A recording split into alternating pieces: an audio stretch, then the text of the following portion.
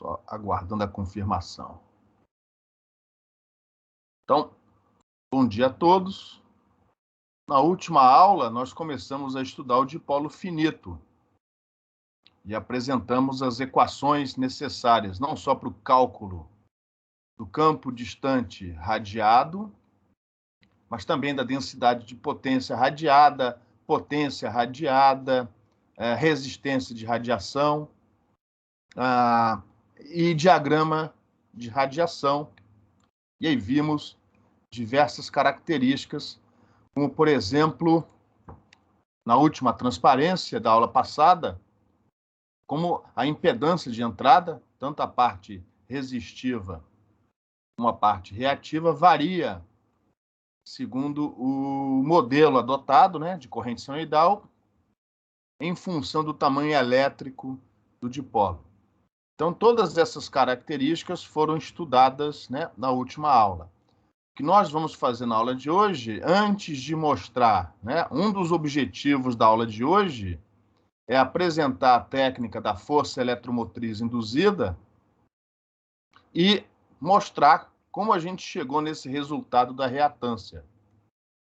Que é um resultado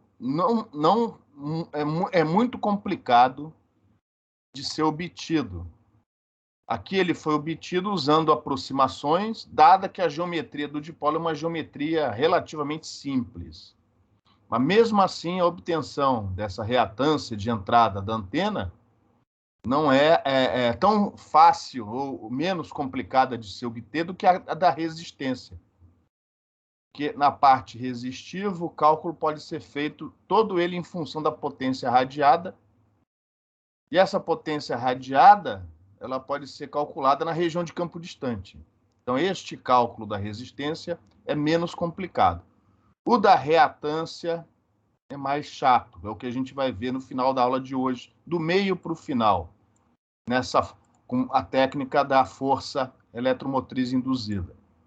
Só que antes disso, vamos mostrar aqui dois casos particulares muito interessantes, muito utilizados em sistemas de comunicação sem fio, que são o dipolo de meia onda, em primeiro lugar, aí, posteriormente, o dipolo curto, o dipolo cujo tamanho elétrico é muito pequeno. Vamos lembrar da aula passada que a gente estudou, né, o comportamento da diretividade da antena do dipolo finito em função do tamanho do dipolo. A gente foi vendo que na medida em que o tamanho elétrico do dipolo, o tamanho em comprimentos de onda vai aumentando, mais lóbulos vão surgindo e na direção de interesse, que é a direção θ igual a 90 graus, a direção perpendicular ao eixo do dipolo, nem sempre você vai ter ali um máximo de radiação. Por exemplo, nesse caso aqui, pelo contrário, você tem um nulo.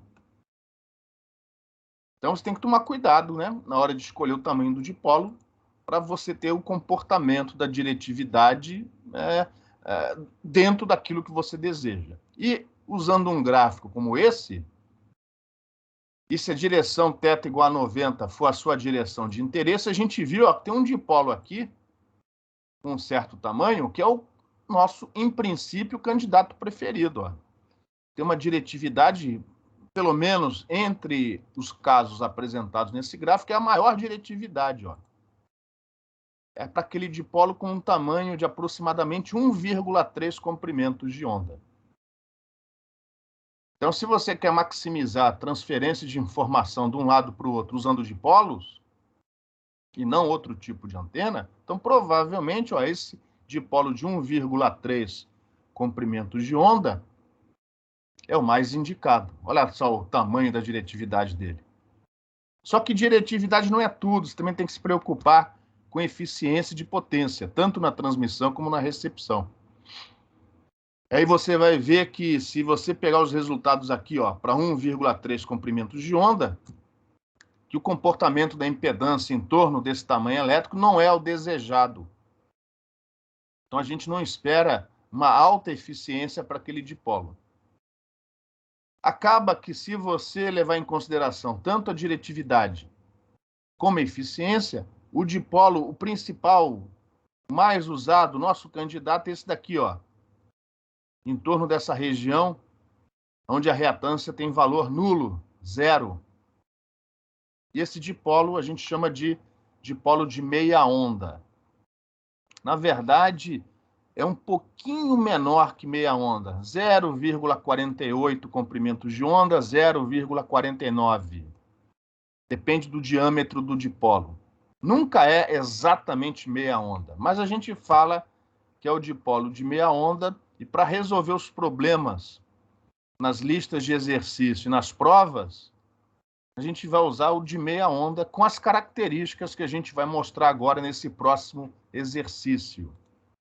Então, acaba que o dipolo de meia onda, na verdade, um pouquinho menor, é o mais usado na prática, entre os dipolos. Então, nós vamos estudá-lo como um caso particular de interesse para a gente aqui. Se não me engano, isso é a seção 4.5 do livro-texto. Então, antes de prosseguir, alguém tem alguma pergunta relativa à aula anterior? Então, repara, as características para esse dipolo, como a de todos os outros, já estão calculadas, desde que aquele modelo senoidal para distribuição de corrente seja útil, seja aplicável. E no caso do dipolo de meia onda, esse modelo é muito bom. Ele não é exato. A distribuição de corrente não é senoidal, é uma aproximação, mas é uma boa aproximação.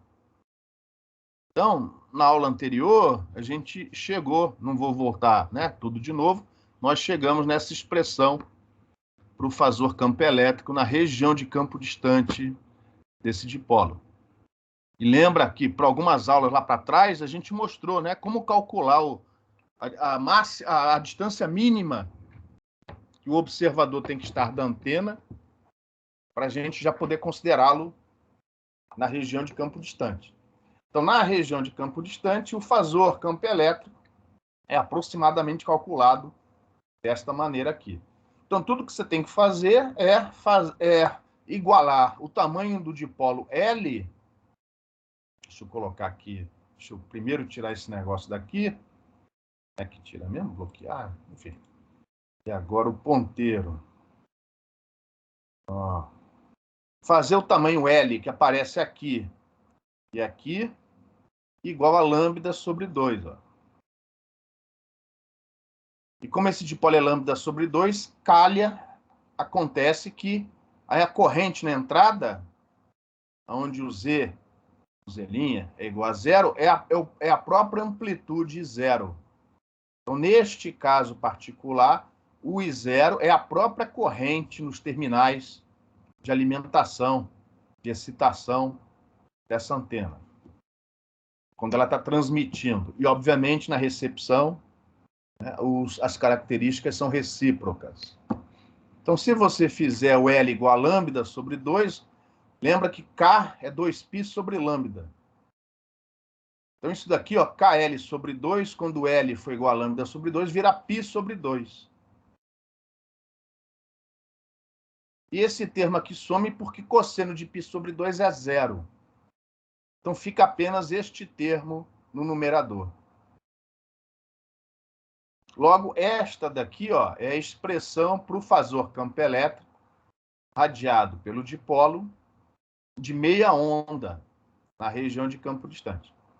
Se você fizer um estudo do comportamento dessa função entre colchetes com o ângulo θ, você vai ver que o máximo de radiação, ou seja, a direção onde este módulo aqui, ó, tem valor máximo, é justamente naquela direção onde o cosseno de θ é igual a zero. Porque se isso daqui é igual a zero, o cosseno vira 1. E o cosseno é zero exatamente para o ângulo θ igual a 90 graus. Θ igual a π sobre 2.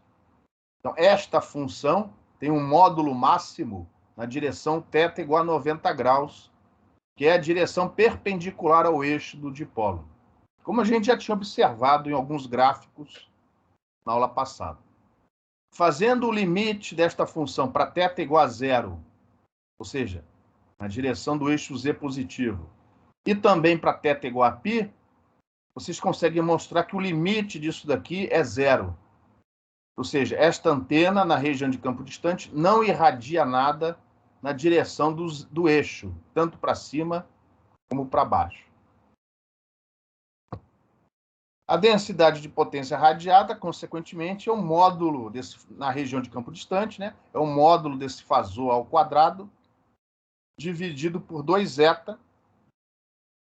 Como aqui só tem componente na direção θ, é o próprio módulo da componente θ do fasor campo elétrico ao quadrado, né?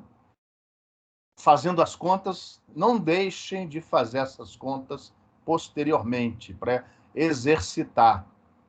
Você chega nesta expressão.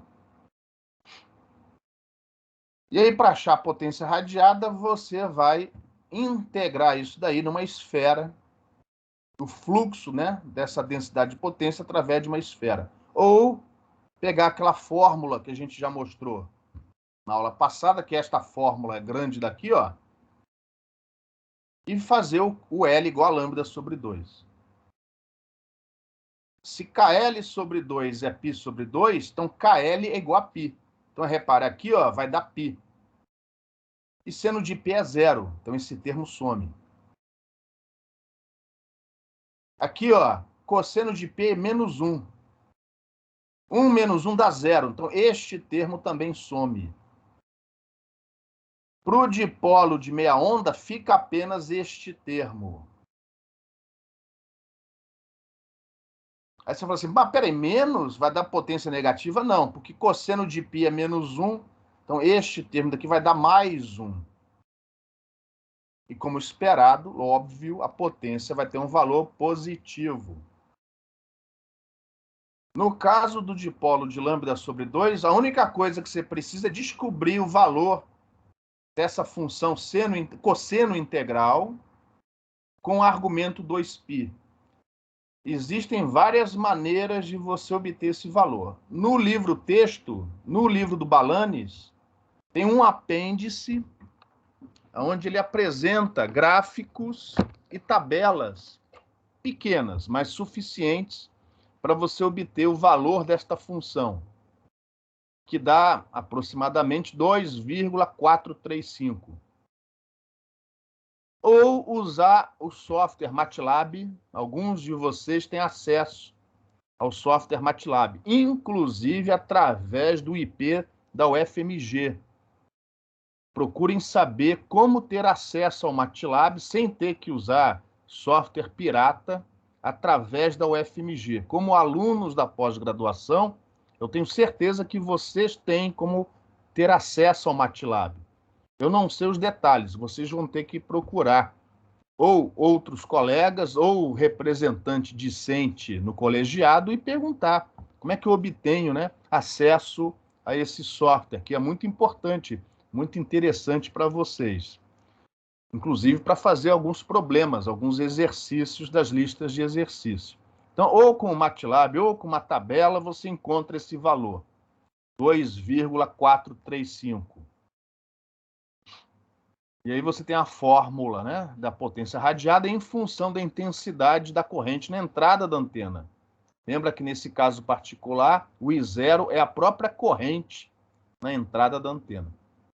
Consequentemente, conhecendo a potência radiada e a corrente na entrada da antena, nós temos imediatamente a resistência de radiação. Que para o caso do dipolo de meia onda, segundo o modelo o modelo senoidal para a corrente, que é uma aproximação, tem uma impedância, uma resistência de aproximadamente, arredondando, 73 ohms. Então, isso é um valor que você vai ter que guardar de cabeça. A resistência de entrada do dipolo de meia onda, a gente vai aproximar por 73 ohms. Esse é o valor limite, assumindo o raio do dipolo tendendo para zero, que é o que a gente fez nessa análise. E também assumindo distribuição de corrente senoidal, que não é exatamente verdade. Se você for fazer uma análise usando uma técnica numérica, uma análise mais precisa, o valor da resistência é um pouco maior. Pode atingir 85 ohms, um pouco mais, um pouco menos. Depende também da grossura do dipolo. Então, repare, esse valor não é muito preciso, mas não é um valor para se jogar fora. A diferença entre 85 e 73 não é tão grande assim. Então, é uma boa aproximação. Nos exercícios que nós vamos resolver, em particular na prova, a gente vai usar esse valor aqui, ó. Toda vez que a gente falar dipolo de meia onda, resistência de radiação, 73 ohms. Em relação a esse slide, alguma pergunta?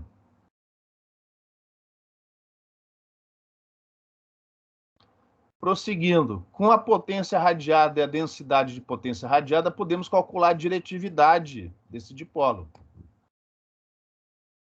Então está lá a fórmula geral que vale para qualquer antena e o resultado específico para este dipolo. Lembrando que essa função tem aquele valor que a gente mostrou no slide anterior.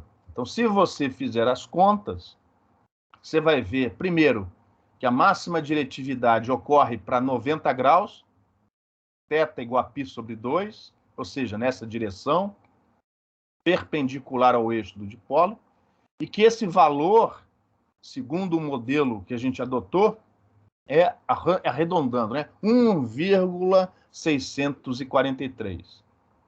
Ou, em dB, 2,16 dBi, né, em relação ao isotrópico.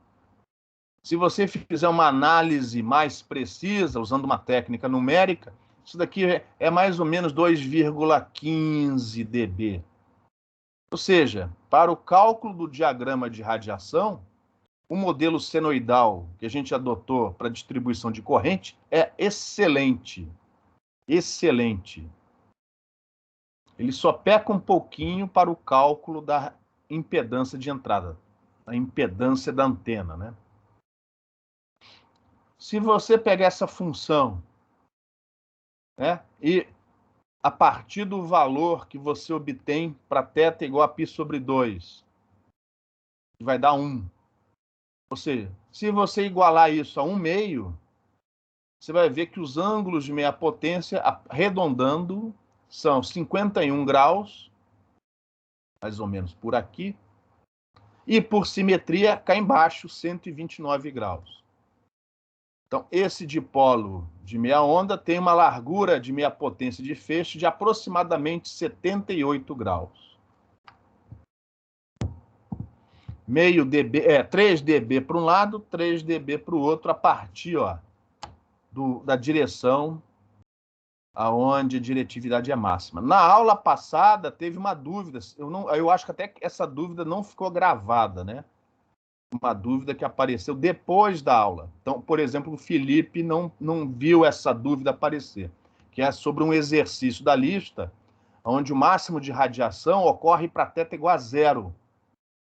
Aqui aconteceu para θ igual a 90 e você acabou achando dois ângulos.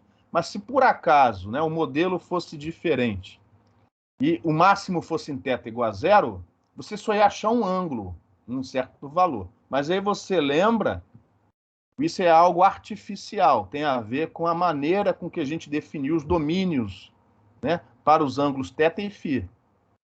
Então, se por acaso o máximo de radiação ocorre para 0 grau, lembra que tem ângulo para um lado e para o outro. Então, você tem que dobrar, vamos dizer assim, aquele valor. Em relação ao cálculo da largura de meia potência e em relação àquela dúvida que apareceu na aula passada, alguém tem mais alguma pergunta?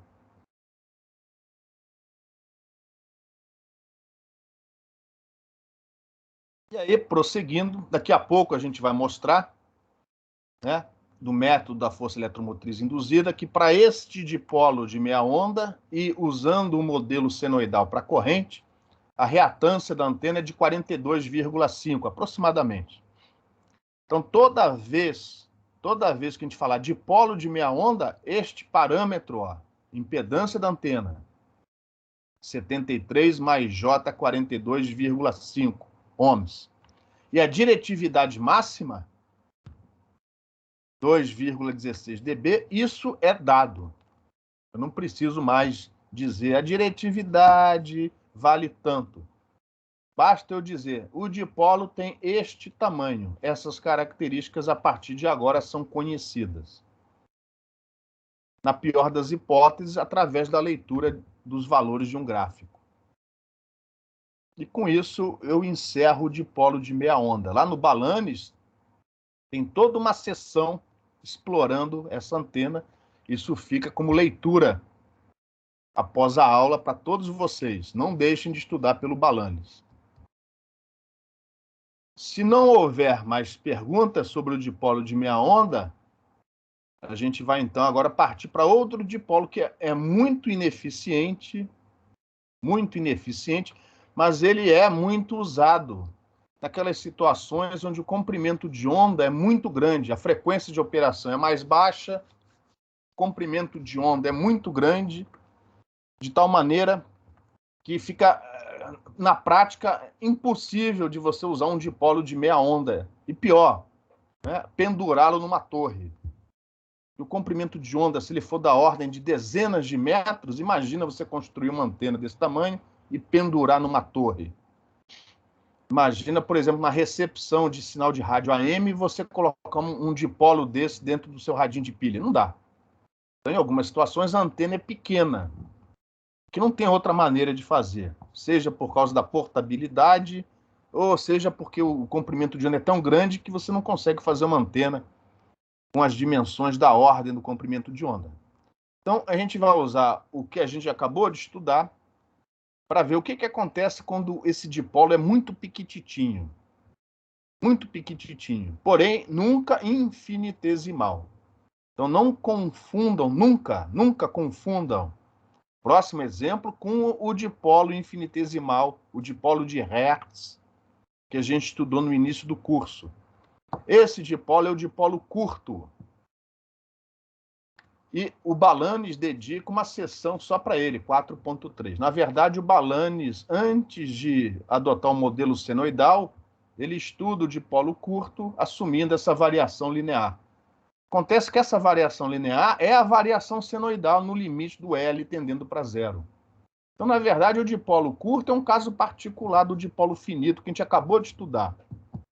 Eu não vou fazer que nem o Balanes, começar tudo de novo adotando uma outra distribuição de corrente. Eu simplesmente vou pegar os resultados que a gente já obteve e fazer o limite do L tendendo para zero. Mais precisamente do K vezes L tendendo para zero. E vocês vão ver, comparando com os resultados do livro-texto, que o resultado é o mesmo, tá? Comprovando aquilo que a gente falou. Aqui, no nosso caso, lembra que a corrente na entrada, obviamente, é o pico aqui, ó, corresponde ao pico desse triângulo na figura. E aí a gente não vai precisar disso, mas a expressão dessa distribuição linear está aqui, ó, em função dessa corrente na entrada. Lembrando que a gente sempre analisa aqui no curso a antena transmitindo. Por isso que eu falo corrente na entrada. E aí, sem mais delongas, está aqui a expressão do fasor campo elétrico na região de campo distante, para o nosso modelo senoidal de corrente. Eu simplesmente vou pegar isso daqui e fazer o limite do L tendendo para zero. É só isso que a gente vai fazer. E aí a melhor maneira de você fazer isso é expandir isso aí em série de Taylor e pegar os primeiros termos. Né? Ou seja, ficar com aquele primeiro termo que não some, né? Não pode sumir.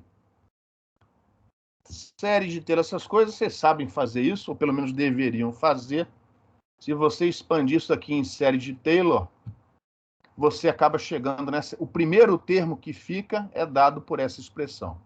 Os outros termos são proporcionais a KL a quarta, KL a sexta, e por aí vai. Como o KL tende para zero, esses termos estão sendo ignorados.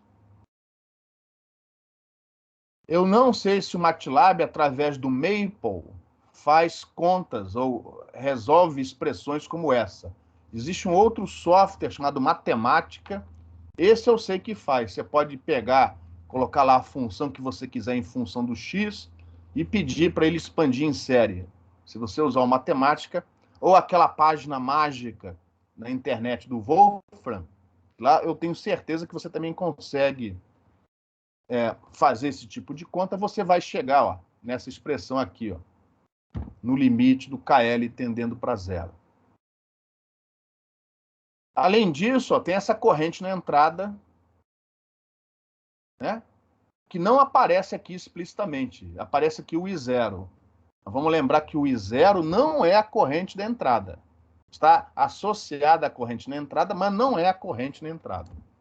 A corrente na entrada, segundo o nosso modelo senoidal, é dada por essa expressão. E no limite do KL tendendo para zero, esse seno aqui vira o próprio argumento.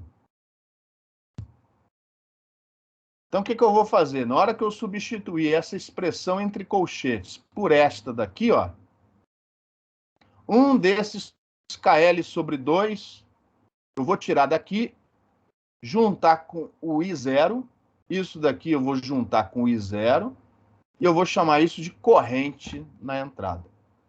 E aí eu vou reescrever a expressão do fasor campo elétrico no limite do KL tendendo para zero em função dessa corrente na entrada. Esta é a expressão que vocês vão encontrar na seção 4.3 do balanço. Comprovando o que foi dito. O dipolo curto é um caso particular do nosso dipolo finito, nesse limite do L tendendo para zero. E uma vez obtido o fasor campo elétrico na região de campo distante, a densidade de potência radiada é simplesmente isso daqui. E agora nós estamos preparados para calcular a potência radiada e a diretividade dessa antena. Mas antes de fazermos isso, alguém tem alguma pergunta?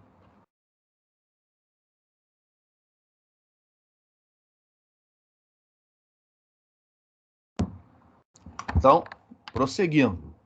Para o cálculo da potência radiada, ou a gente pega aquela expressão enorme que a gente apresentou na aula passada e faz o limite do KL tendendo para zero, mas aí repara, tem funções seno integral, cosseno integral. É possível? Lógico que é, mas fica mais trabalhoso por causa dessas funções. Ou, como a variação com θ e φ, né, é muito simples, neste caso particular, a minha sugestão é faça de novo. Porque no integrando, ó, fora as constantes que você passa para fora da integral, vai aparecer seno ao quadrado de θ. E a integral resultante é muito simples. Inclusive, a gente já resolveu neste curso aqui. Então, ao invés de pegar a expressão da potência radiada que eu mostrei para vocês na aula passada e fazer o limite KL tendendo para zero, eu vou pegar isso daqui e integrar numa esfera. Então, essa aqui é a última linha do slide anterior. Então, eu pego aquela expressão anterior e integro em θ de 0 a π e em φ de 0 a 2π. Lembrando que em coordenadas esféricas, o infinitésimo de área esférica é r ao quadrado seno θ d θ dφ. Então, o r ao quadrado que aparece aqui, ó, na densidade de potência radiada, corta com esse daqui. As constantes eu passo para fora da integral. A integral em φ, como o integrando não depende de φ, a integral em φ dá 2π. E vai restar apenas uma integral de 0 a π de seno ao cubo, ó, seno ao cubo de θ. Essa integral a gente já fez antes, dá 4/3. Esse tipo de integral vai ser cobrado em prova. Tá? E aí você consegue chegar na expressão da potência radiada em função do tamanho elétrico do dipolo e em função da corrente na entrada desse dipolo. De posse dessa expressão, o cálculo da resistência de radiação é imediato. E aqui temos uma das causas da baixa eficiência, tanto na transmissão como na recepção dessa antena. Repare, como é um dipolo muito pequititinho, você tem aqui um valor muito pequititinho ao quadrado. ou seja, é um piquititinho ao quadrado, é mais piquititinho ainda. Essa resistência de radiação para um dipolo curto é muito pequena. Consequentemente, você não consegue casar isso com eficiência, com as linhas de transmissão mais utilizadas. E a consequência disso é que a eficiência dessa antena, a eficiência de potência dessa antena é muito ruim. E o ganho dessa antena, consequentemente, é muito baixo. Mas existem certas situações onde não dá para fazer milagre, né? Tem certas situações onde você tem que usar uma antena pequena. No caso específico da radiodifusão AM, o que o pessoal faz é aumentar a potência do transmissor, né, para que chegue uma certa intensidade de sinal de rádio no seu aparelho e você, mesmo com essa baixa eficiência de recepção, você consiga receber esse sinal. Fazendo as contas, né, já que eu tenho a potência radiada e a densidade de potência radiada, aplicando essas duas equações na definição de diretividade, não deixe de fazer isso depois da aula, como exercício. Você vai achar, ó, que a diretividade dessa antena é 3 meios de seno ao quadrado de θ. 3 meios de seno ao quadrado de θ. Se você comparar com a diretividade que a gente já tinha calculado há várias aulas atrás do dipolo infinitesimal, você vai ver que a diretividade do dipolo curto é a mesma do dipolo infinitesimal. Apesar deles serem diferentes, apesar da distribuição de corrente ser diferente, eles têm a mesma diretividade. Por isso que muita gente boa confunde dipolo infinitesimal com dipolo curto. Eles não são iguais. Eles têm a mesma diretividade, mas eles não são iguais. Tá? E, como a gente já tinha visto antes, o máximo de radiação ocorre na direção perpendicular ao eixo do dipolo, θ igual a π sobre 2. E nessa direção ela vale 1,5 ou, se você preferir, 1,76 dB. E através da técnica da força eletromotriz induzida, que a gente vai mostrar daqui a pouco, fazendo o limite do L tendendo para zero, a gente prova, você chega nessa expressão para a reatância de entrada, não é trivial, eu estou aqui dando o resultado final, a reatância de entrada desse dipolo curto. O que é curto? Na prática, é um dipolo cujo tamanho é mais ou menos da ordem de 1/10 comprimento de onda ou menor do que isso. 1/10, 20%. Daí para baixo você considera dipolo curto. E estes resultados são razoáveis na hora de efetuar alguns cálculos.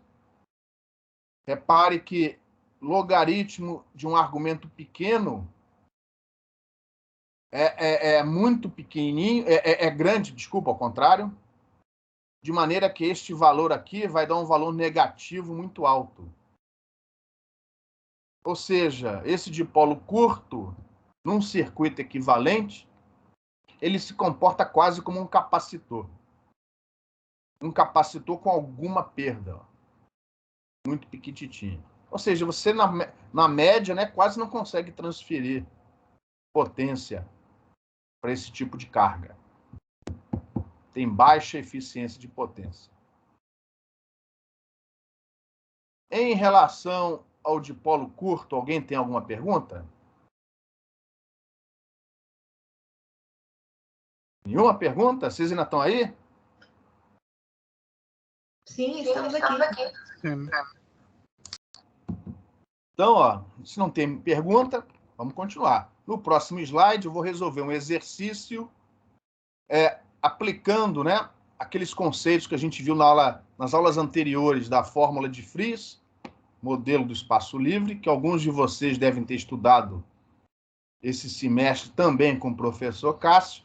Só que eu vou utilizar o dipolo de meia onda, tanto na transmissão como na recepção, para a gente fixar, né, os conceitos que a gente acabou de estudar. Então, eu tenho um enlace aqui de 1 quilômetro entre duas antenas, onde essas antenas são dois dipolos de meia onda. Se você fizer o cálculo do comprimento de onda para 1 GHz, vocês vão ver que é aproximadamente 30 centímetros. Como as antenas têm tamanho de 15 centímetros, então já estou antecipando. Trata-se aqui de dois dipolos de meia onda, um transmitindo, o outro recebendo.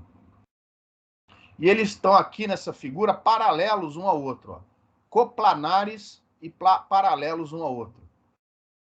De um lado eu tenho um transmissor cuja potência nominal, aquela que seria radiada se não houvesse perda nenhuma, é de 1 watt, e a impedância característica, né, desse sistema de transmissão é de 50 ohms, que é um valor típico para o HF VHF.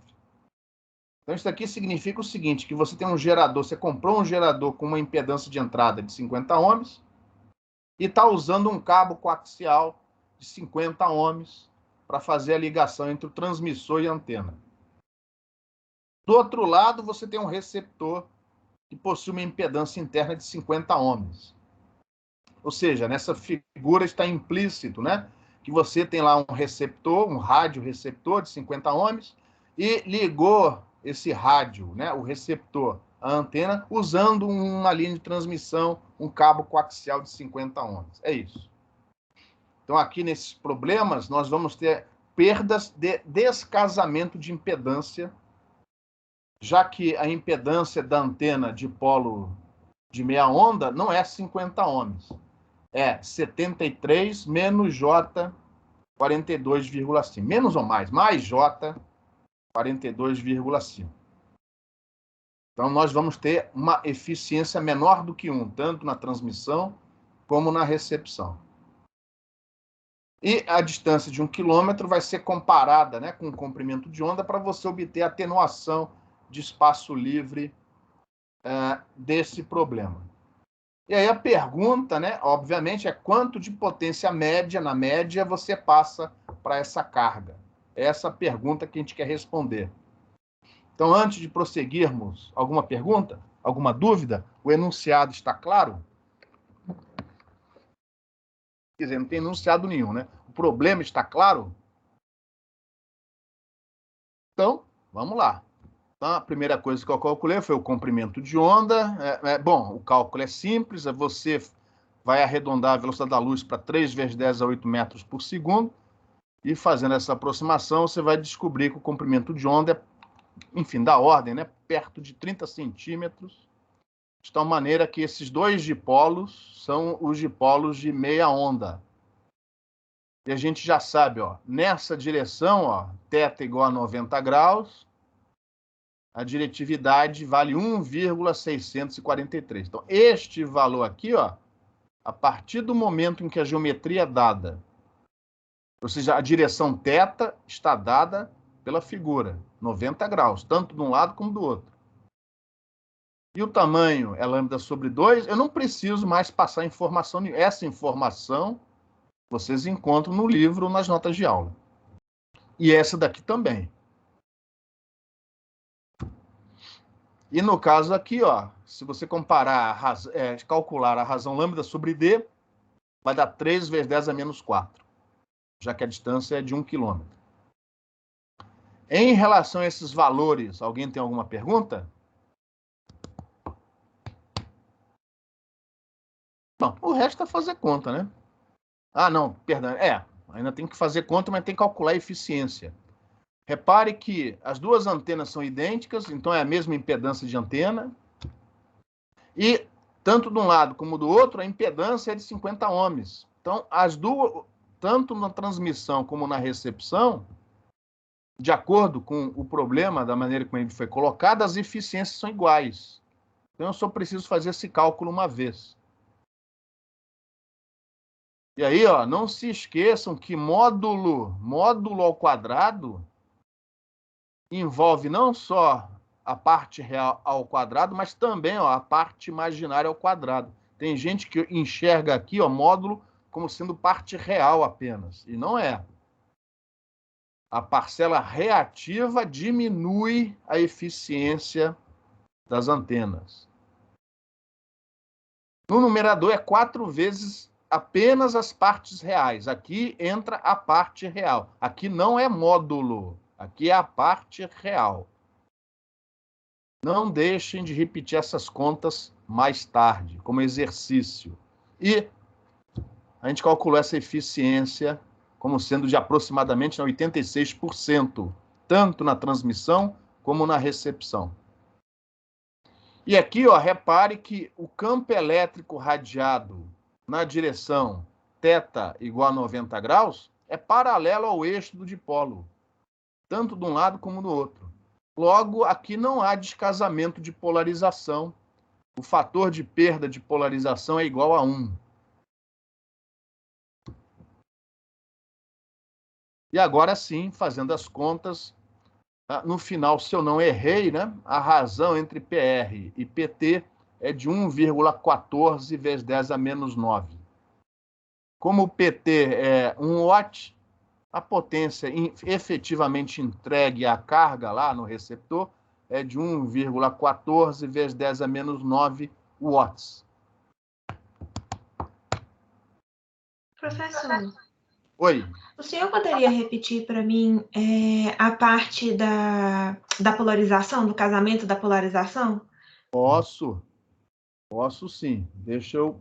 Só que talvez o melhor seja sair daqui. Não, é só mesmo o que o senhor falou, porque eu não consegui enxergar.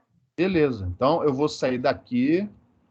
Eu tenho aqui um quadro branco que vai me dar um trabalho, porque os botões são pequititinhos, eu não consigo enxergar nada. Só um momentinho. Tá bom. Vou ficar devendo, não está instalado. Oh, meu Deus. Então, esquece que eu falei. Você tem que... Não, esquece não, vou explicar. Mas não do jeito que eu queria. Uhum. Vou anotar isso. Tem que reinstalar, porque eu tive problema com esse computador, eu tive que inicializar tudo. E esse software eu esqueci de instalar. Foi bom acontecer agora, que da próxima vez não vai acontecer. Então, o que eu vou fazer? Peraí, deixa eu, então, já que eu estou aqui no computador, eu vou usar isso daqui e os meus parcos conhecimentos de PowerPoint para desenhar. Depois eu apago. Então, peraí, deixa eu... Então, eu vou desenhar aqui nessa de baixo, que assim eu só apagar essa daqui. Então, ó, eu vou tirar aqui alguns parâmetros, tá? Para não atrapalhar a minha figura. Ok. Não que eu já copiei embaixo. Ou melhor, em cima, né? Estão vendo, então? Sim. Ah, beleza. Então, ó, eu vou desenhar aqui a direção de propagação da onda. Lembra que uma antena está na região de campo distante da outra. Então, ó, essa é a direção de propagação da frente de onda que chega na antena receptora. Você concorda comigo? Sim. Beleza? Beleza. Agora, pensa no campo elétrico radiado pelo dipolo transmissor. Assumindo que ele foi colocado sobre o eixo Z, com o centro na origem. Qual é a orientação do campo elétrico radiado pelo dipolo na região de campo distante? É na direção perpendicular. Perpendicular. Não, é sobre o dipolo, né? No Vamos, comprimento, ao longo. calma. Vou voltar aqui, ó. Em que direção A o campo... teta. Teta, beleza? Teta. Então, nessa figura aqui, se a direção de propagação fosse outra, vamos colocar essa daqui, ó. Se essa outra fosse a direção de propagação, onde nós teríamos o θ? Opa.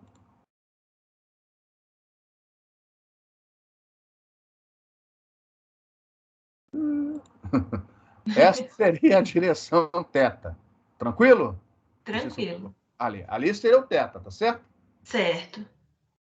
É coplanar ao eixo do dipolo e perpendicular à direção de propagação. Concorda comigo? Sim. Alguém discorda?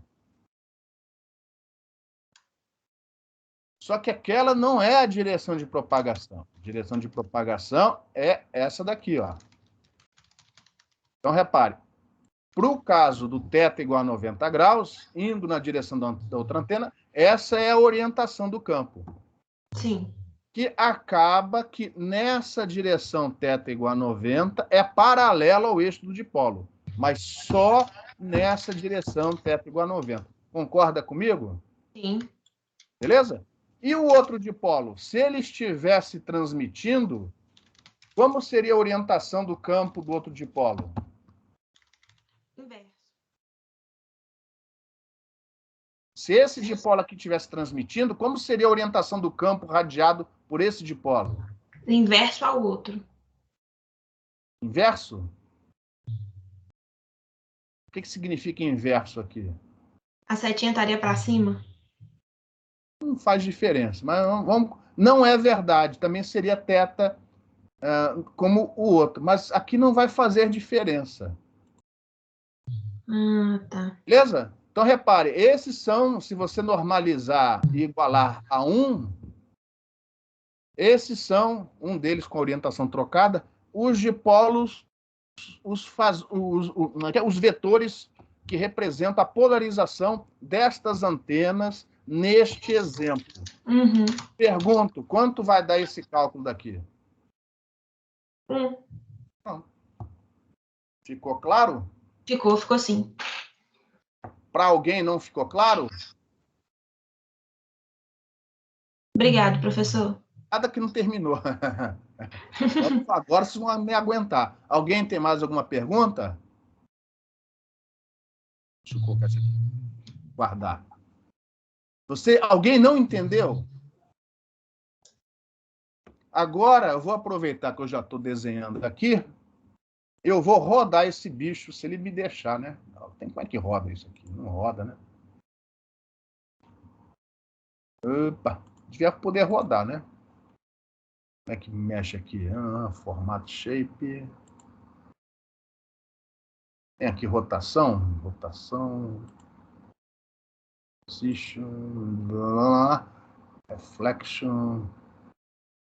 Rotação. Será que vai aceitar? Deixa eu ver.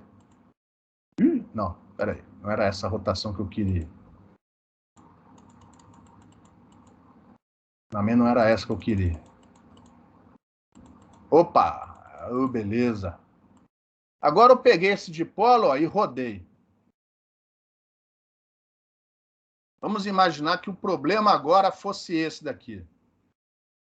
Onde eu seria obrigado a dar esse ângulo de inclinação. Não vou fazer isso, não vai atrapalhar aqui o andamento da aula. Vocês entenderam a nova geometria? Eles continuam, os dois dipolos continuam coplanares. Porém, existe essa inclinação em relação um ao outro. Tá? Esquece esses vetores vermelhos, estão aqui só esperando alguém falar assim, não entendi. O que mudaria na solução desse problema? Se é que alguma coisa muda. O que mudaria? É uma pergunta para todos vocês. O que mudaria aqui? Que valores eu teria que alterar? Ou eu não teria que alterar coisa nenhuma? Mudaria o fator de perda de polarização, né? Já que aí não vai dar 1. Só isso? Alguém mudaria alguma outra coisa? Ou alguém acha que está errado o que ele falou? Alguém mais tem alguma opinião? Também poderia cambiar a diretividade. Não entendi. A diretividade. Olha só, a diretividade mudou. Porque antes... isso aqui...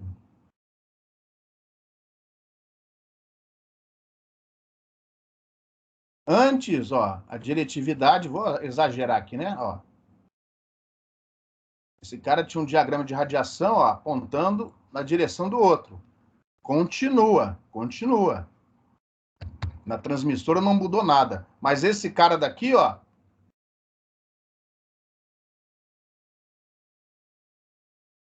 agora o máximo de radiação do outro cara, ó, apontando para cima. Então, vocês concordam que a diretividade do transmissor ia continuar 1,64. mas a do receptor ia diminuir. Vocês concordam ou não? Alguém não concorda? Sim. E aí o que você ia ter que fazer? Descobrir este ângulo, né? Descobrir o ângulo com a ajuda da figura. Sem o ângulo não dá para fazer conta nenhuma.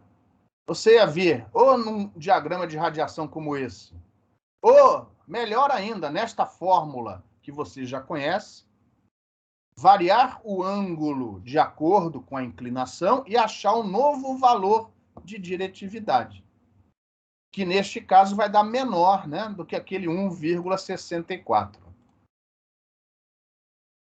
Todos vocês enxergaram isso ou não? Sim. Beleza? Então, com certeza, nós teríamos que mexer neste valor aqui, mas apenas para a antena receptora. Para a antena transmissora, ia ter o mesmo valor, 1,64. Concorda comigo? Sim. Mas também foi dito que teríamos que mexer neste fator aqui, de perda de polarização. Essa perda de polarização, neste caso, seria menor do que 1. Alguém discorda? Além de mim? Isso não está certo. O fator perda de polarização, neste segundo caso, continuaria igual a 1. Por quê? Vamos pegar o receptor. Vocês concordam comigo que o receptor nada mudou? Então, se o cara aqui quiser andar comigo, só um segundo, que eu estou exagerando. Ah, beleza. Então, ó, o transmissor continua transmitindo um campo elétrico na direção θ, né, que neste caso particular é na direção θ igual a 90, né? É paralelo ao eixo do dipolo. Todos concordam comigo? Sim. E o receptor, se ele estivesse radiando, como seria o campo, a orientação do campo elétrico na direção da antena transmissora? Ah, tem verdade, então. Seguiria sendo na direção θ. Só que o ângulo vai trocar. Você concorda que, como é uma frente de onda TM, continua sendo perpendicular à direção de propagação? Sim. Ou seja, neste caso, neste problema aqui, a diretividade do receptor teria que ser recalculada, mas o fator perda de polarização continuaria sendo unitário. PLF continuaria sendo unitário. Para este PLF deixar de ser unitário, eu teria que rodar esse bicho daqui, ó, de outra maneira. Vamos ver se eu consigo aqui. Rotação, aqui, né? Rotação, aqui. Vamos ver se eu consigo. Não vou prometer, não, hein? Eu teria que rodar ele assim, ó. Neste caso daqui, aí sim vocês poderiam correr atrás de mim para me bater. Se eu desse um negócio nesse na prova, seria super complicado, porque você teria que recalcular não só a diretividade, com essa rotação toda aí, e também recalcular isso daqui. Então, neste caso aqui exagerado, iria alterar não só a diretividade da antena receptora, mas também o fator perda de polarização. E o cálculo não seria trivial. Em relação a este exercício e essas alterações, alguém tem alguma pergunta, alguma colocação? Não, professor. Ficou claro? Sim, muito obrigada. Não se esqueçam de uma coisa. 97% do problema de antenas é resolvido com uma boa figura. Observe que nós, em princípio, né? Lógico que antes de enxergar, a gente não vê nada, mas depois que a gente vê um ou dois exercícios, repare que eu consegui resolver esse exercício, não esse último é difícil, mas sem ter que representar esses vetores aí nas direções θ, φ, r, x, y, z. Só de olhar a figura, eu espero que vocês tenham entendido que nos dois primeiros exemplos o PLF é unitário, sem ter que me preocupar em rodar os eixos, em reescrever o vetor unitário. Simplesmente usando o conceito que a gente já sabe, campo elétrico coplanar ao eixo do dipolo e perpendicular à direção de propagação.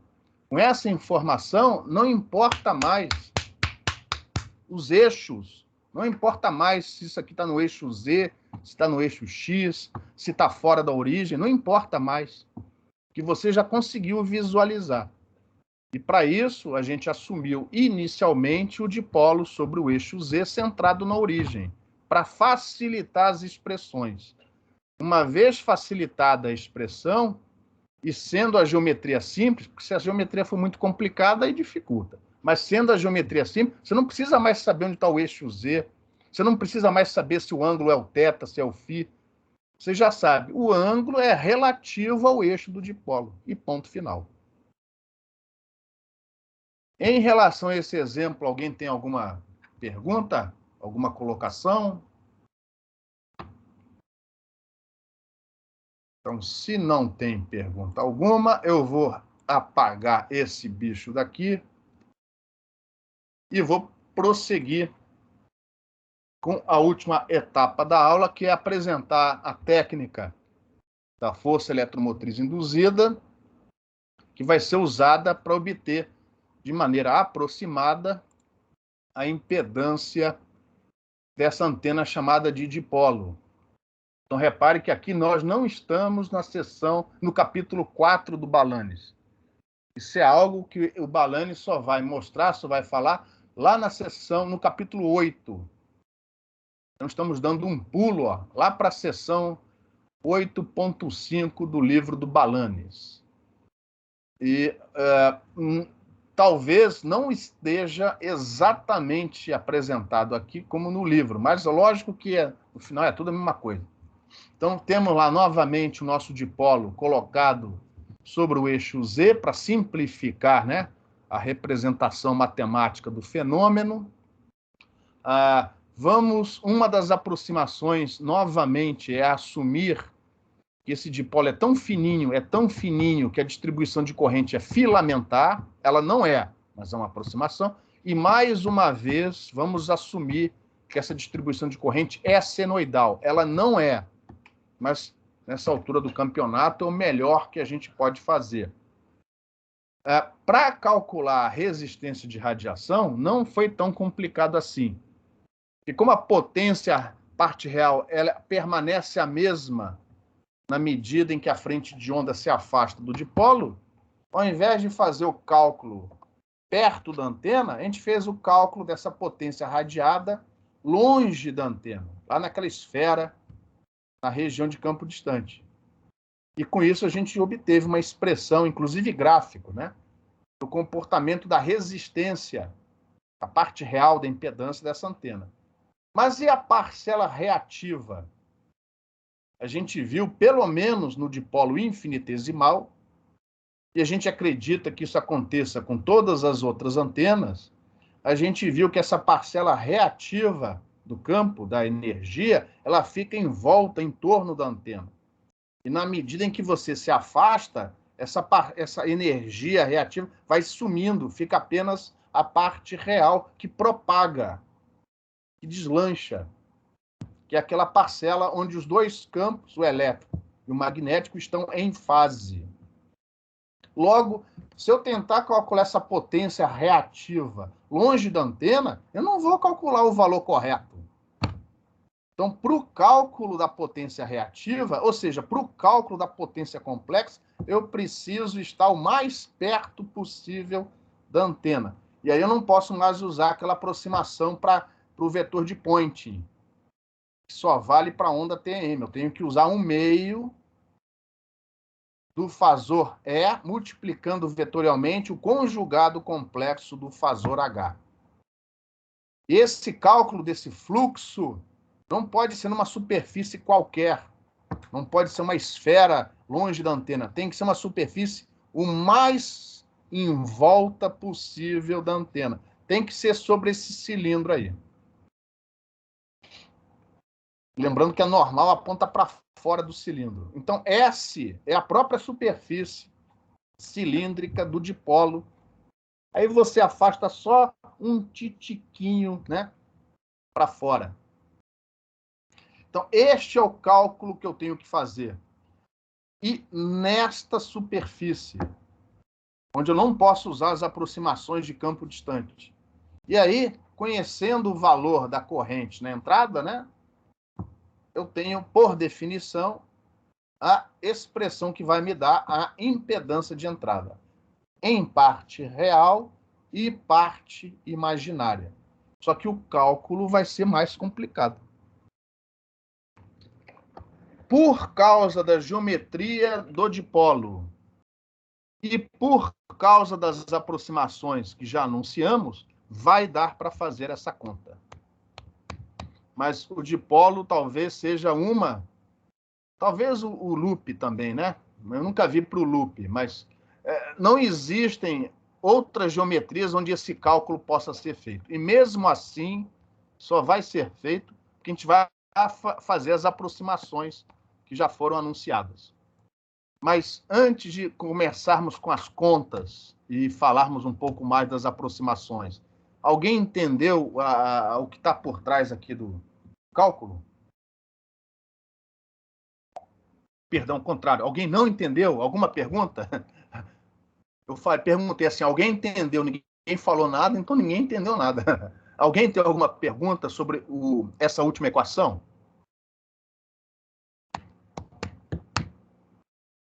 Beleza? Então, vamos prosseguir. Quais são as aproximações, né? Desprezo dos efeitos nas extremidades. Ou seja, na hora de calcular esse fluxo, essa área, esse topo aqui, ó, que é uma área circular, tanto aqui em cima como aqui embaixo, esses efeitos vão ser desprezados. Nós também temos, ó, um gap aqui, ó, uma distância entre um polo e outro do dipolo. Ó. Então, o efeito aqui, ó, também as alterações que acontecem pelas bordas, né, vão ser desprezados. A gente vai assumir que o negócio é inteiriço. Então, isso é uma aproximação. Em outras palavras, para este fluxo, a superfície é esse cilindro aqui, ó, de raio 2A, de diâmetro 2A e comprimento L. Consequentemente, a normal a esse cilindro é a direção ρ chapéu, ρ unitária. Não confundir ρ com R. ρ está associado às coordenadas cilíndricas. Nós vamos continuar assumindo essa corrente senoidal e fluindo na direção Z.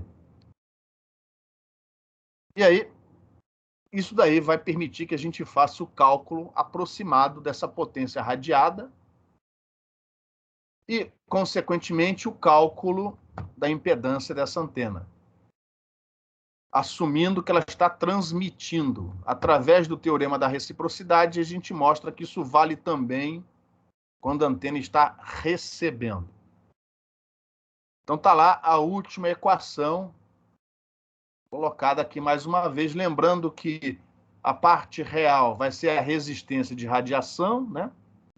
Que é a resistência da antena, se a gente assumir que ela não tem perdas, enquanto que a parte imaginária vai ser a reatância dessa antena. E aí, antes de começar a pensar em como resolver essa integral, vamos mexer aqui nesse integrando. Então, como a superfície vai ser a do cilindro, ó, ds é o infinitésimo de área do cilindro. É ρ Tφ dz.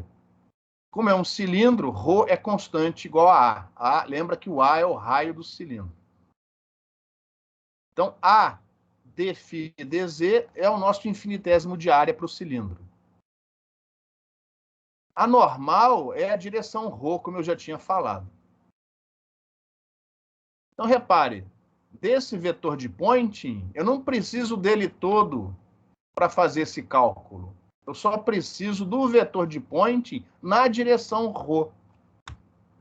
Então, se eu pegar o vetor de point, calcular, expressar o E, o H nas componentes, né, nas componentes cilíndricas, fazer o produto vetorial, eu posso jogar as componentes na direção φ e na direção z fora, porque eu só preciso da componente na direção ρ. E essa componente é isso daqui, ó. É φ Hz conjugado menos EZ Hφ conjugado. O E é mais complicado de achar, mas o H é fácil achar, porque eu estou exatamente no metal do dipolo. Eu estou exatamente na superfície do condutor desse dipolo, que eu vou assumir condutor elétrico perfeito.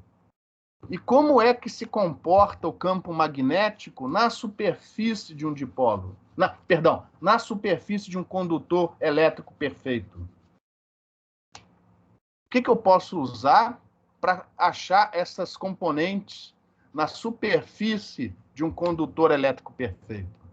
Uma pergunta.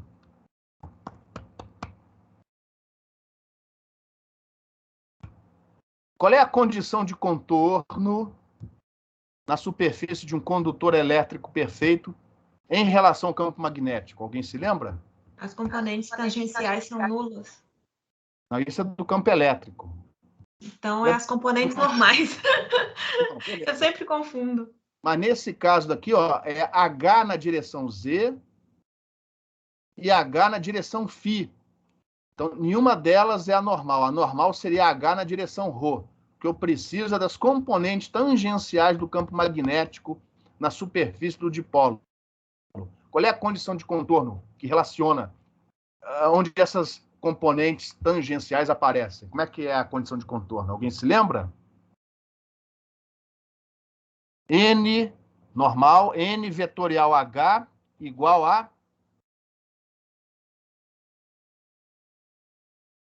Então, não se esqueça, num condutor elétrico perfeito, a corrente superficial induzida na superfície do condutor é igual a N vetorial H, na superfície do condutor.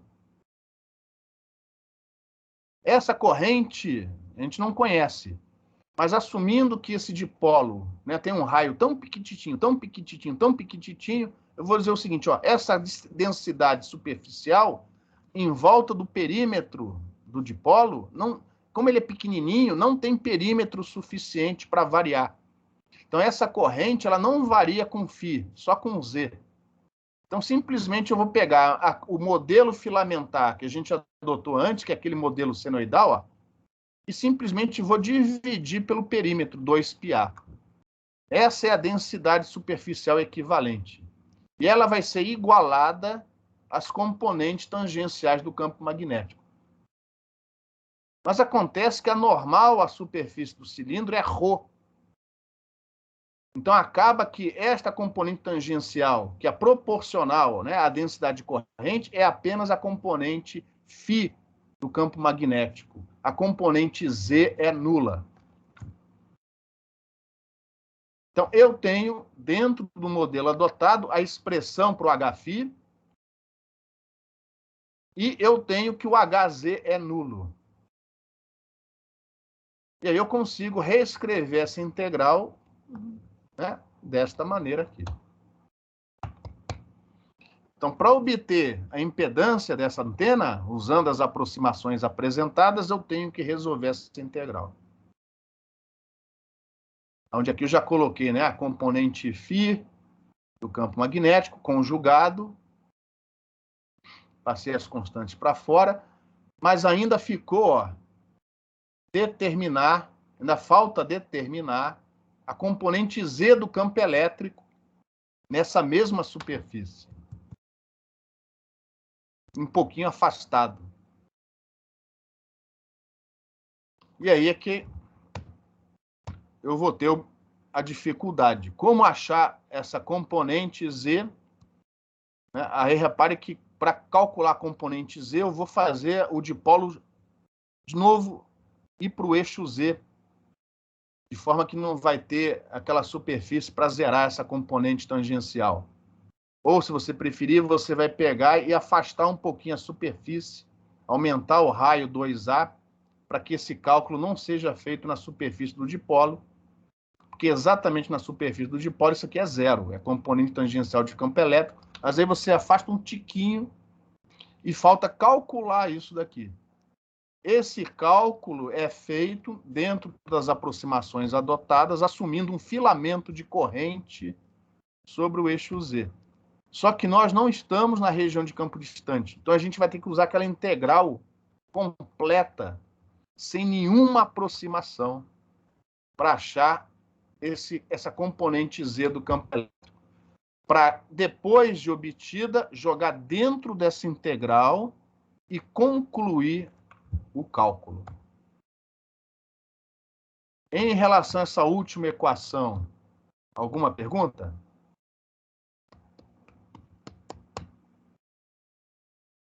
Então, observem.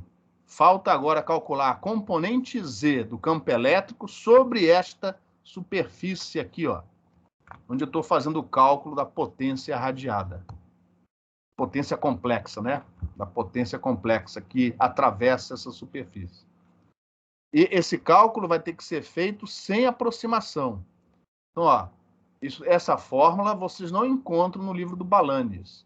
É aquela fórmula que a gente apresentou nas notas de aula, onde eu calculo o campo elétrico sem ter que usar o potencial vetor.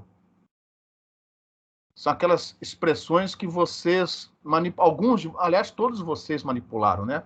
São os dois últimos exercícios da primeira lista, mais o último exercício dessa próxima lista que vocês têm que entregar até hoje. Então, são aquelas expressões. Só que eu preciso apenas da componente Z. Então, de todas as componentes, eu só deixei aqui, ó, a componente Z. Porque eu só preciso da componente Z. E é por isso que vai dar para essa integral ser avaliada. Se eu precisasse das outras componentes, aí não ia dar. Mas como, por acaso, a gente só precisa da componente Z, eu só deixei aqui a componente Z daquele integrando. Lembrando que aqui, ó, essa função psi maiúscula representa a função de Green, o espaço livre, que nesse caso, como o observador está em cima do cilindro, é escrita dessa maneira. O módulo de R menos R' é dado por essa raiz quadrada aqui, ó, onde A é o raio do cilindro. Z é a coordenada do observador sobre o cilindro, Z' é a coordenada da minha corrente que eu vou assumir no eixo Z, no eixo do cilindro. Z' é variável de integração. O Z' vai de menos L sobre 2 a mais L sobre 2. Z e A são coordenadas do observador sobre o cilindro. Em relação a essa equação, alguém tem alguma pergunta? Na primeira lista de exercício, vocês provaram que a derivada em cima da função de Green nas coordenadas do observador, sem linha, são o negativo dessas mesmas derivadas, só que em cima das coordenadas da fonte linha.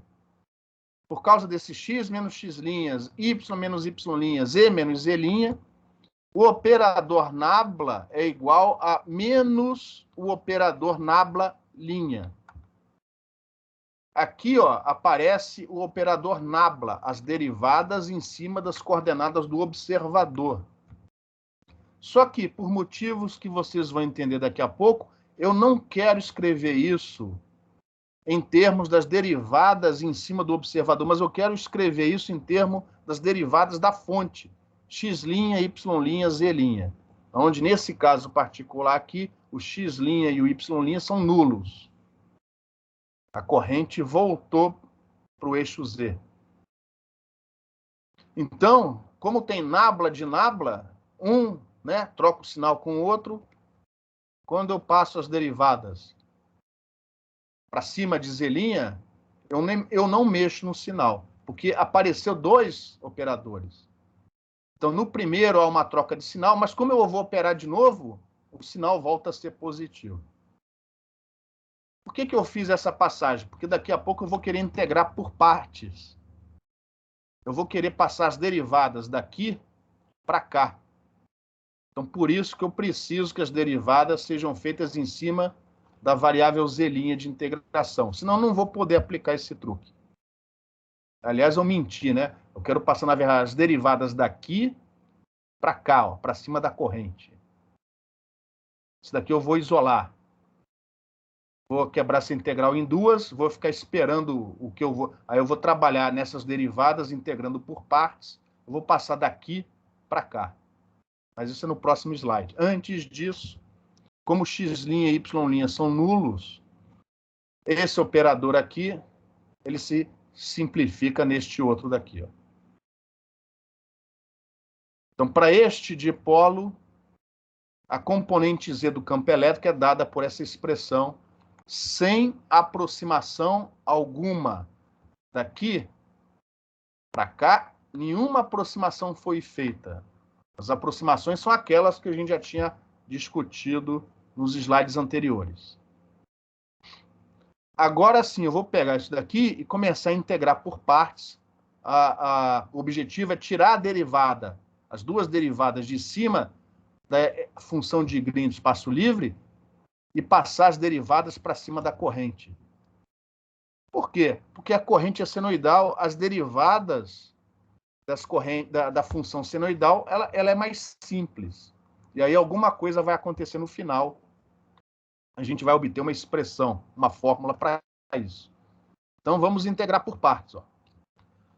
Eu isolei esse termo, como eu já tinha falado, eu vou esquecer ele para juntar com o que vai acontecer daqui a pouco. E aqui, repara, o que eu fiz? Eu passei uma das derivadas para a corrente, ficou só uma derivada em cima do potencial vetor, essa integral tem que continuar, mas como resultado da integração por partes, eu tenho esse termo que apareceu aqui. Ó. Então, esses 2 termos são resultados da integração por partes deste segundo termo aqui dentro dos colchetes. Alguém ainda se lembra da regra de integração de integral por partes? Vocês veem, a gente viu isso em cálculo 1. Eu não vou repetir aqui de novo as regras, tá? Em relação a essa equação, alguma pergunta?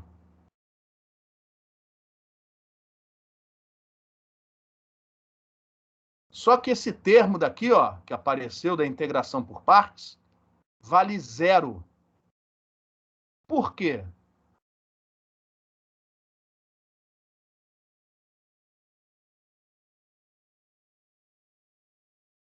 Alô? Por que esse termo vale 0?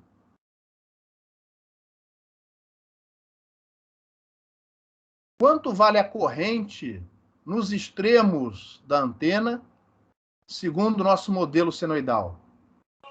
0.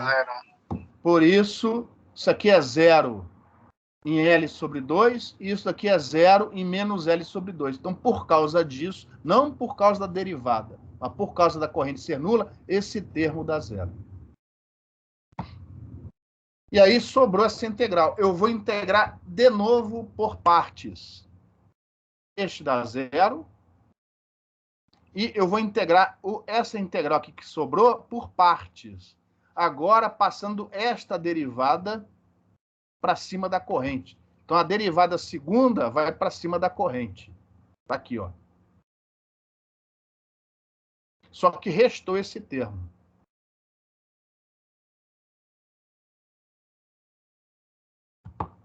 Este termo não é mais 0. Porque ó, a corrente é 0 nos extremos, mas não a derivada da corrente. Vocês viram que a corrente chega no extremo com uma certa inclinação. Então, este termo não é mais 0.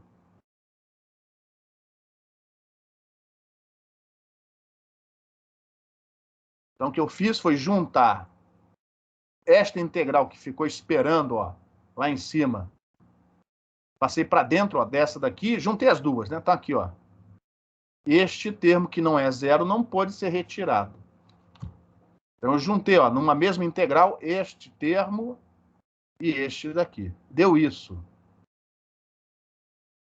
Mas esse termo entre colchetes é zero. Por quê?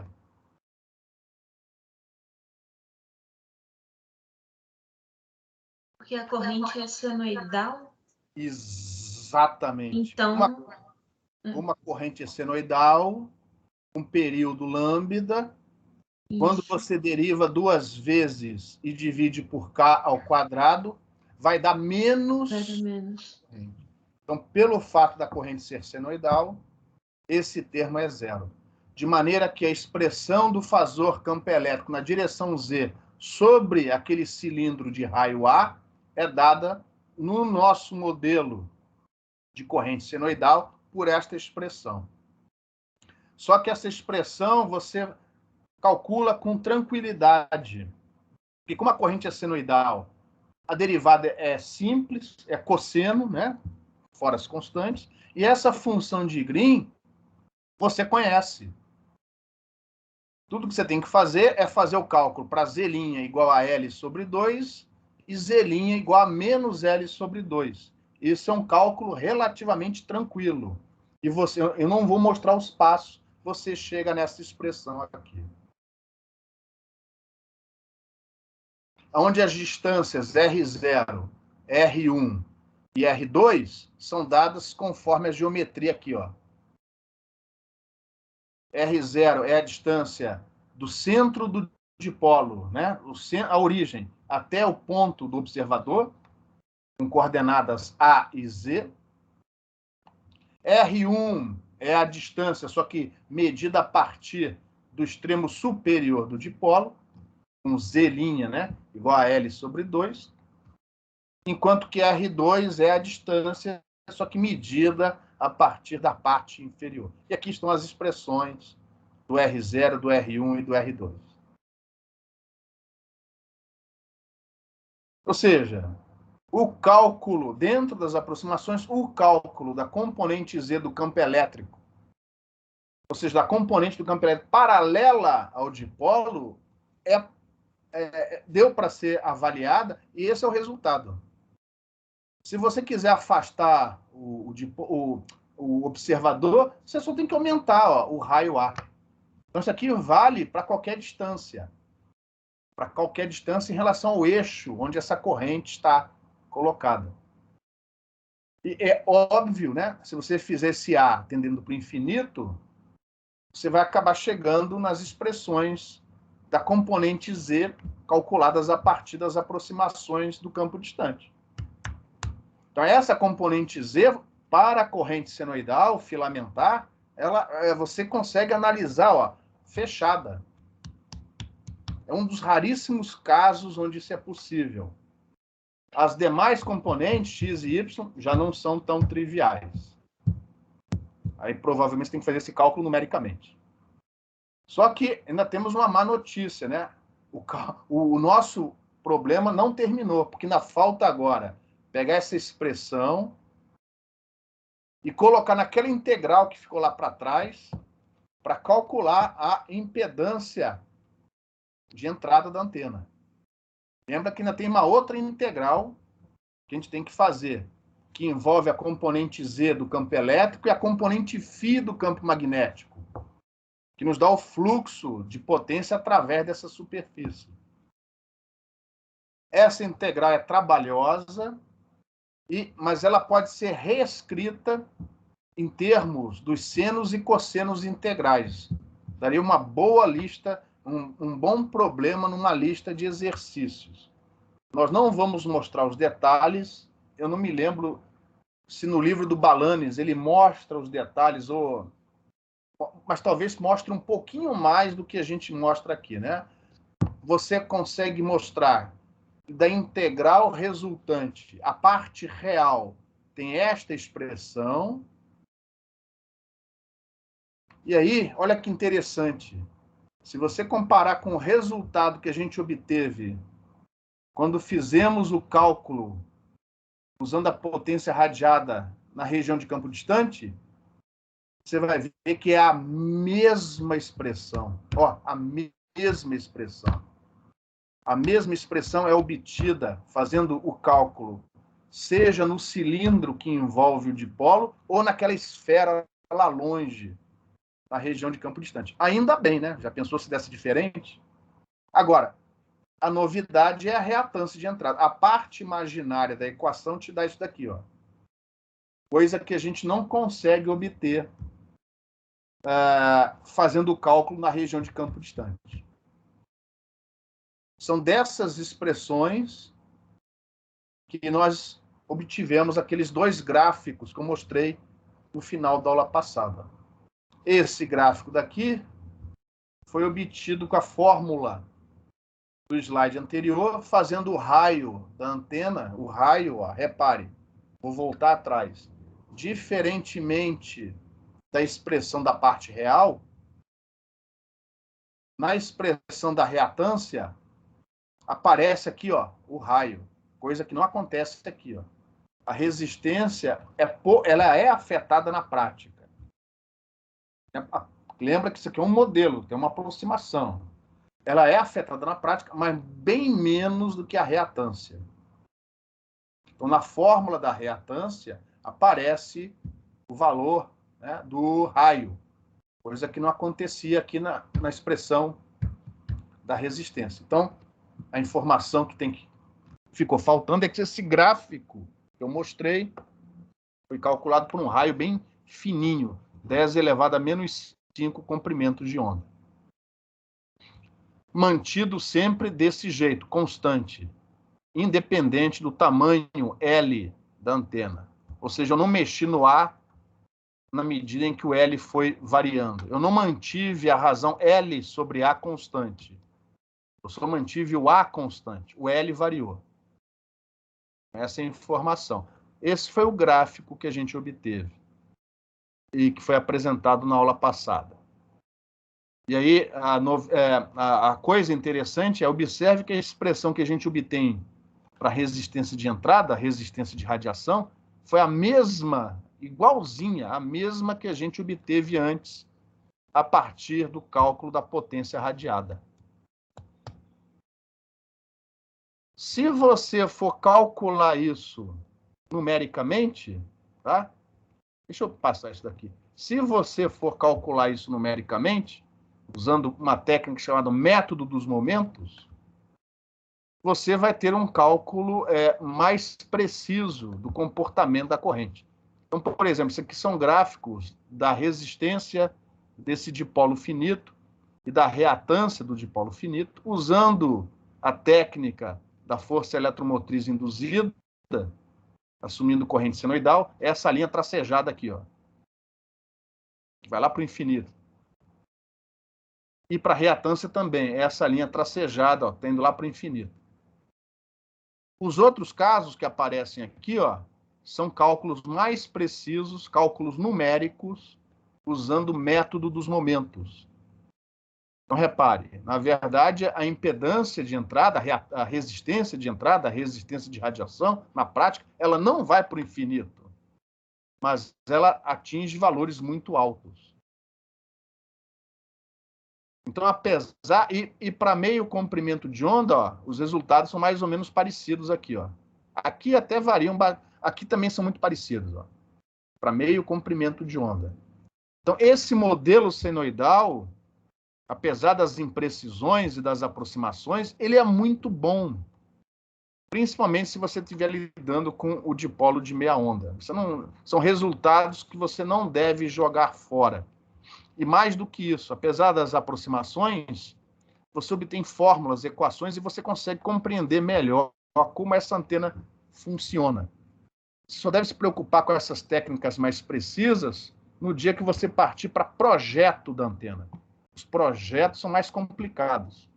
Aí você parte para técnicas numéricas, otimização, etc, etc. Mas o que adianta você partir para isso antes de entender a antena. E para isso a gente precisa primeiro, antes, analisar a antena, para a gente poder compreender melhor a antena, e aí sim partir para um projeto, para uma otimização, para uma técnica mais precisa. Na internet, vocês encontram um software gratuito que analisa essas antenas filamentares, formada por filamentos, por arames, tá? Como é o caso do dipolo. Gratuito, você não precisa pagar nada. E são programas muito bons, tá? Baseados numa técnica numérica, que é o método dos momentos, num código que foi disponibilizado nas décadas de 1970 e 1980, que na época foi o NEC, NSC, NSC é de Numerical Electromagnetics Code. E depois veio o NEC 2, que foi uma versão atualizada, não sei se eu posso falar melhorada. E aí teve um radioamador com conhecimentos de física ou de engenharia, que ele pegou esse NEC 2, que é um código aberto, qualquer um pode mexer, e ele colocou uma casca gráfica, de maneira que ele facilita, né, a utilização do NEC, tanto para colocar a geometria para dentro, como para depois fazer a leitura dos resultados. Diagrama de radiação, etc, etc. Esse software é chamado 4NEC 2. Então, antes de abrir para perguntas, eu vou aqui na internet, eu vou colocar aqui 4NEC, olha que cara bonito, hein? 4NEC 2. 4NEC 2. Se você usar aqui o Google, a busca vai... A primeira que aparece essa página daqui, que é a página desse cara. Ó, número 4, NEC 2. Ou seja, é para for NEC 2, é para o NEC 2. Foi esse, eu não sei pronunciar isso direito, o Arie Voers, provavelmente um holandês, que fez essa, de graça, né? Essa interface gráfica que permite você colocar geometrias, ó, todas filamentares. Você especifica o tamanho, a posição, o raio do arame, e você, uma vez especificada, você roda o programa e aqui, enfim, essas figuras desse jeito eu nunca obtive. Mas você consegue obter, por exemplo, não apenas, né, por exemplo, o diagrama de radiação da antena em 3 dimensões, ou, se você preferir, em cortes, né, na representação polar. Eu não vou falar mais, mas através, ó, disso daqui, aqui vocês têm os manuais, o software, pode instalar, e eu não vi problema nenhum de bug, eu só acho que tem que ser o Windows, tá? Eu acho que não tem Linux, não tem para tablet, tem que ser num computador rodando Windows, tá? E, ó, a última atualização é recente, ó, abril deste ano. Ele ficou uns anos sem mexer no software, mas aí ele voltou, ou ele ou alguém, né, voltou a dar uma atualização, ó. A última mexida foi em abril deste ano, 2021. Ou seja, é atual. Tem FAQ, tem lista, né, de usuários. Você pode mandar uma mensagem, alguém vai te responder. Muitos desses usuários são radioamadores. Eles projetam as próprias antenas utilizando esse software. O NEC 2 não foi esse cara que fez, tá? Mas ele fez essa casca gráfica. Tem alguns bugs, óbvio. Sempre tem. Pô, mas é de graça, pô. E a precisão é muito boa. Então, se um dia vocês precisarem analisar esses tipos de antenas com mais precisão, usando a técnica do método momentos, está aqui um software gratuito. E ele tem embutido dentro dele um otimizador. Eu não sei dizer se é um otimizador excepcional, mas dá conta do recado. Ó. Ele faz não só a análise, mas também otimiza a sua geometria. Ou seja, um software bom, útil para projeto de antenas pequenas, não muito grandes, formadas por filamentos, né? Arames. Pode ser hélice, ele tem como você especificar uma hélice dentro do software. pode ser um loop de corrente, você pode pôr plano terra por trás da antena, por aí vai. Então, fica aqui a dica, não vou cobrar isso de vocês, se um dia vocês precisarem, está aqui o 4 NEC 2, eu acho um bom software. Tá? Alguém tem alguma pergunta sobre o método dos momentos, o software, a técnica da força eletromotriz induzida?